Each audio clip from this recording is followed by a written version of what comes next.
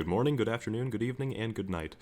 I am going to show you now how you can convert your negatives into much more usable images using Paint.net. Most people would be using Photoshop for something like this, but sometimes we're on budgets, sometimes we don't necessarily want to go through the hassle of pirating Photoshop for the 8 billionth time. So we'll invert our colors here, and we notice that it's very blue. It's like Battlefield 3 on the maximum brightness.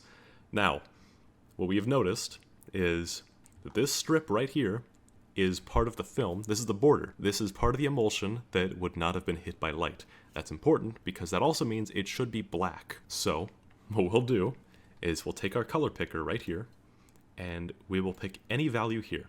74184-208 for our RGB. We're going to press Ctrl L to bring up our levels tool. Now, this is a very powerful tool. I recommend you experiment with it, have some fun, play around with it, but there is one very useful part of it, and that is that you can set a custom black point by double-clicking on this black rectangle here, clicking on Define Custom Colors, and then typing in the values that we just got back here. So 74184 and 208? Yeah, 208. And that'll give us a much more usable image. Now, you might also notice that it's very yellow too. Don't worry, I have a solution for that too. So, we'll go back to our levels, we'll reset it and avoid the health spawn, and we'll remember that in the context of digital color, yellow is red and green. That just means we need to bring the red and green channels down a peg.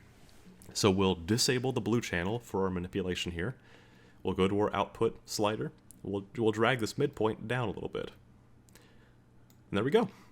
We have a much more usable image. We can then go to our highlights and shadows. We can, bring things back into frame a little bit, see kind of what we're working with. Would you look at that? The Ma of Laws, the llama.